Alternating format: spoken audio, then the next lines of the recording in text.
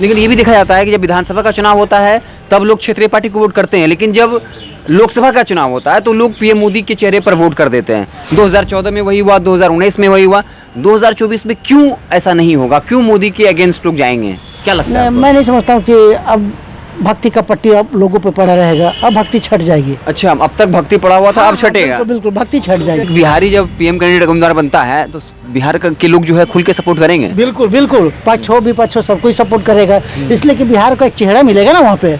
नीतीश कुमार जैसा व्यक्तित्व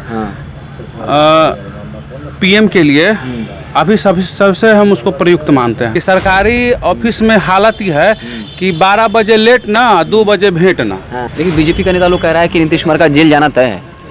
विजय सिन्हा कहे हैं कि बीजेपी से जो भी दुश्मनी करेगा, जो भी मैंने उसके साथ विपक्ष में होगा, वो उनका वो ईडी है, सीबीआई है, सब उनका वो खरीदा हुआ है। जैसे हम लोग आप लोग कुत्ता पालते हैं, कुत्ता को जिसके पास बोलते हैं कि वो जाइए भाई फलाने को पकड़ लो, भाव भाव करता है, बस उसी हाल है। मतलब आप ईडी सीबीआई की तुलना कुत्ता से कर रहे हैं? बस बिल्कुल बिल्कुल। आप सरकारी अधिकारी का रवैया जो है घाव के जैसा नहीं है, प्योर कैंसर के जैसा है। बोलेंगे नेता भ्रष्ट है या अधिकारी भ्रष्ट है, तो हम सबसे पहले बोलेंगे अधिकारी भ्रष्ट है। नमस्कार, मैं हिमांशु कुमार।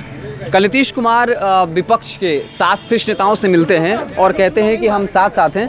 यहाँ पर कुछ लोग हैं, उनसे बातचीत करेंगे कि वो क्या कुछ सोचते हैं। तो आइए बातचीत करते हैं। क्या नाम हुआ भैया? मेरा नाम धर्मेंद्र कुमार। धर्मेंद्र कुमार हुआ। नीतीश जी दिल्ली निकले हुए हैं, राहुल गांधी से 50 मिनट बात करते हैं, अरविंद केजरीवाल से 90 मिनट, और कहा कि सब विपक्षी पार्टी लोग एक साथ है। क्या लगता है 2024 में टक्कर हो पाएगा? मैं भी हाँ, होना चाहिए। होना चाहिए। मोदी जी को टक्कर मिल पाएगा? कहा? बीजेपी तो कह रही है कहीं टक्कर में नहीं है, नीतीश कुमार का व्यक्तित्व ही नहीं उस स्तर का। नहीं, बीजेपी का तो कहना ही है भाई कि टक्कर में कोई नहीं है, लेकिन वो भी तो कभी ऐसा थे। हाँ, 2 सीट पर थे कभी जी। हाँ। 2 सीट से अब 2 से 200 और 300 पे आ रहे हैं। हाँ। तो क्या ये लोग क्या नहीं आ सकते हैं? हाँ। इनमें क्या खराबी है? लग रहा है कि बिहार सेंटर बनेगा यहाँ। बिल्कुल बिल्कुल, और शुरू से सेंटर रहा है, जन्मों जन्मांतर से सेंटर रहा है, आज भी सेंटर है बिहार। बिना बिहार के कोई आगे नहीं हो सकता है। तो एक बिहारी जब पीएम कैंडिडेट उम्मीदवार बनता है तो बिहार के लोग जो है खुल के सपोर्ट करेंगे। बिल्कुल बिल्कुल, पक्ष हो विपक्ष हो सब कोई सपोर्ट करेगा, इसलिए कि बिहार का एक चेहरा मिलेगा ना वहाँ पे।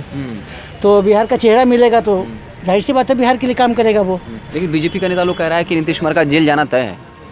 विजय सिन्हा कहे हैं। लगता है कि चुनाव से पहले कोई ऐसा खेल हो सकता है? हो सकता है, कोई ज़रूरी नहीं कि ऐसा नहीं है, लेकिन देखिए बीजेपी से जो भी दुश्मनी करेगा, जो भी मैंने उसके साथ विपक्ष में होगा, वो उनका वो ईडी है, सीबीआई है, सब उनका वो खरीदा हुआ है। जिसको चाहेंगे उस पर भिड़ा देंगे। जैसे हम लोग आप लोग कुत्ता पालते हैं, कुत्ता को जिसके पास बोलते हैं कि वो जाइए भाई फलाने को पकड़ लो, भाव भाव करता है, बस उसी हाल है। मतलब आप ईडी सीबीआई की तुलना कुत्ता से कर रहे हैं? बस बिल्कुल बिल्कुल, आप समझे। मैं कर नहीं रहा हूँ, लेकिन आप समझ सकते हैं इस बात को। संवैधानिक संस्था है, स्वतंत्र संस्था है। अरे तो करना में बीजेपी के लोग ऐसा कहते हैं। हो रहा है। मतलब कथनी करने में फर्क आपको? बिल्कुल बिल्कुल बिल्कुल बिल्कुल फर्क लग रहा है, बिल्कुल।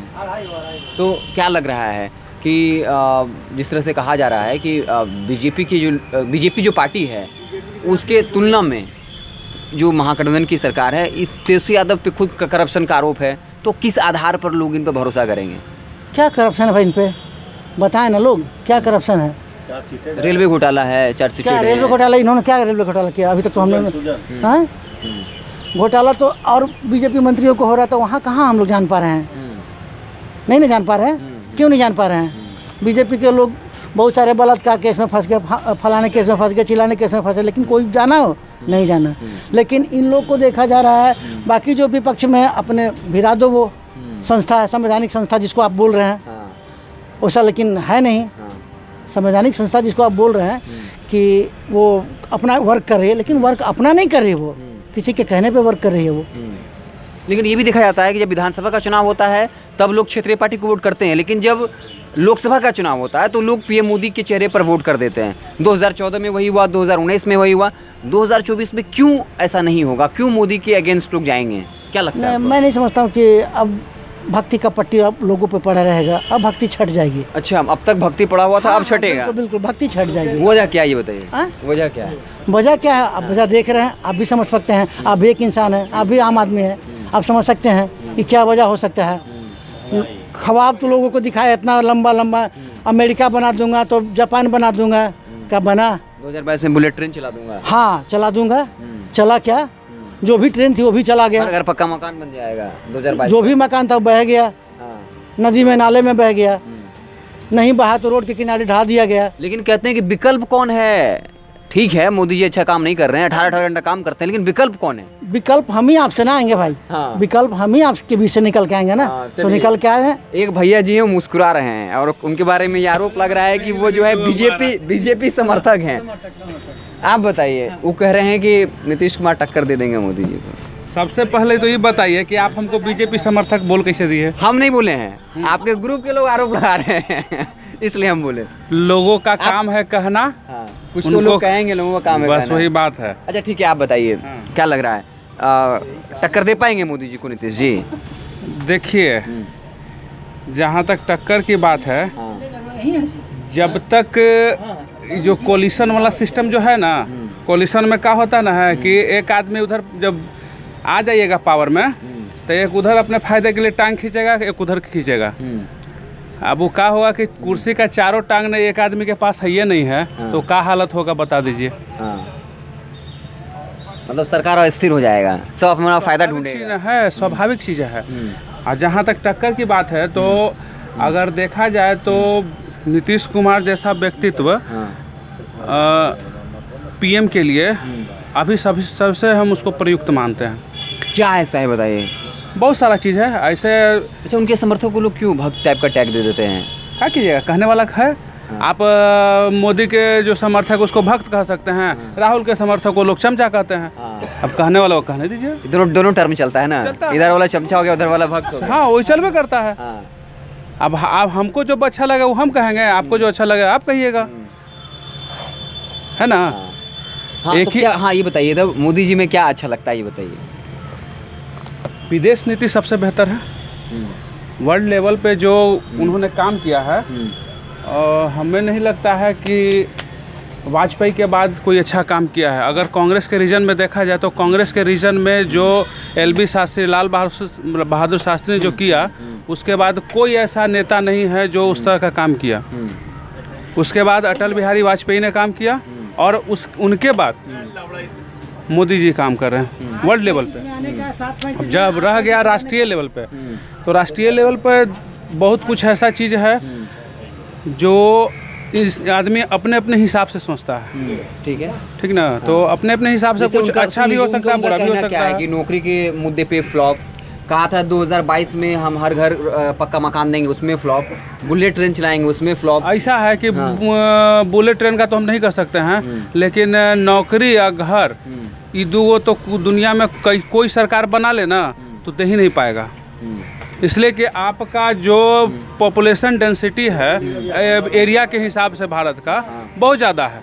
आप 5 साल में योजना बनाइए कि हम इतना को नौकरी देंगे, ठीक है। तो 5 साल में जितना को नौकरी देने का योजना बनाइएगा, साला 5 साल में उससे ज़्यादा आपको। लेकिन उस संख्या जो बताता है डेटा, सरकारी डेटा कहता है कि 45 साल में सबसे ज़्यादा बेरोजगारी है, डेटा खुद कह रहा है। तो अगर आप 2 करोड़ कर रहे हैं, कम से कम उतना देते जितना पिछली सरकारें दे रही थी, लेकिन सरकारी डेटा ही कह रहा है कि आप उतनी नौकरी नहीं दे पा रहे हैं।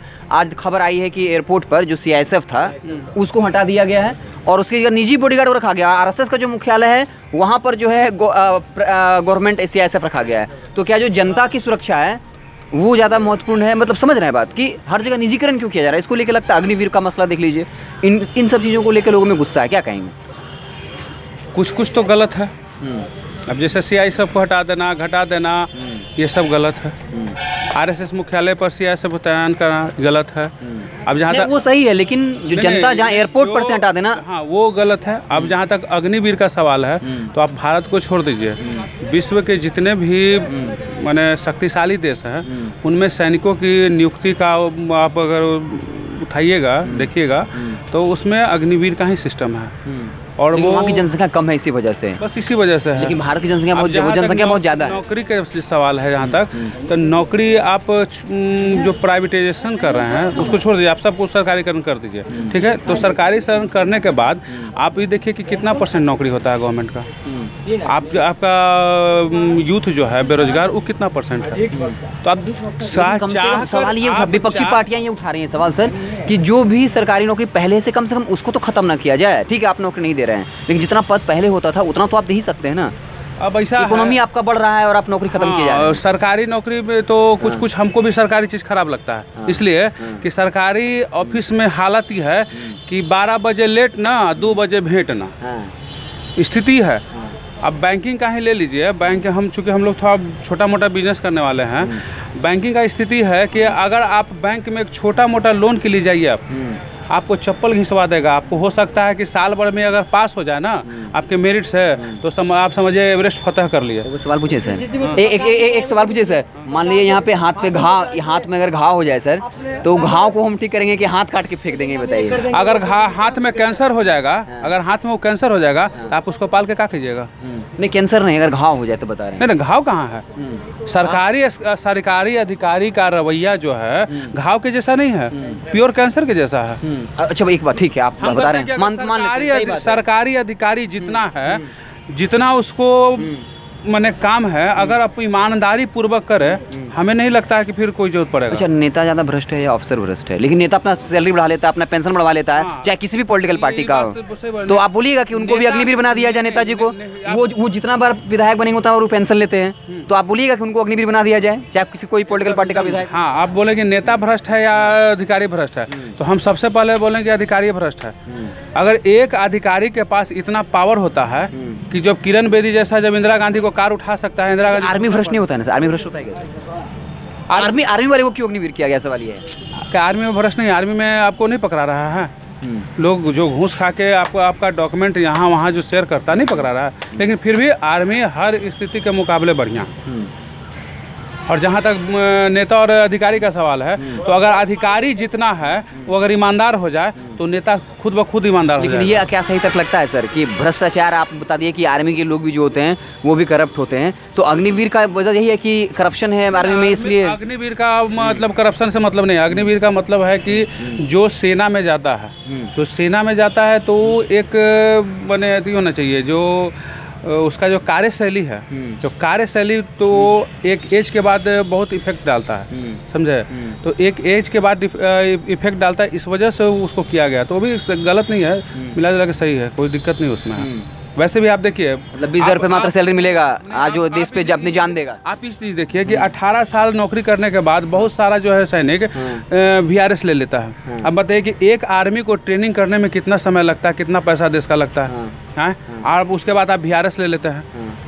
डेटा है कितना लोग VRS लेता है, या सोशल मीडिया पर कहीं से ये सब नॉलेज इन्फॉर्मेशन प्राप्त हुआ है? कुछ समय पहले देखे थे हम लोग कि CISF में और कुछ CRPF में जो है कुछ लोग VRS लिया था। कुछ लोगों के VRS लेने से बहुत सारा को शायद आप जायज नहीं ठहरा सकते, ऐसे आपका अपना मत नहीं। अग्निवीर मेरे हिसाब से बढ़िया है, कम से कम उसके ही, मतलब जो देश के लिए जान दे रहा है उसको आप 20,000 रुपया देंगे, और नेता सैलरी पेंशन लेता रहेगा। 20,000 रुपया से मतलब नहीं है। अग्निवीर करने से एक चीज़ होता है कि हर साल दर साल जो है बहुत सारे जो युवा हैं कम से कम एक ट्रेंड आर्मी बन जाएंगे, और उसके बाद आके बाहर में क्या करेंगे? जो ट्रेंड आर्मी हो गया है, जब वो वहाँ से लौटेगा 4 साल के बाद और उसको रोजगार नहीं मिलेगा, 18 साल बाद मान लीजिए 14 साल 4 साल आपको रिटायर कर दे रहे हैं, तो मान लीजिए 18 साल बाद कोई रिटायर होगा तो उसके बाद क्या करेगा?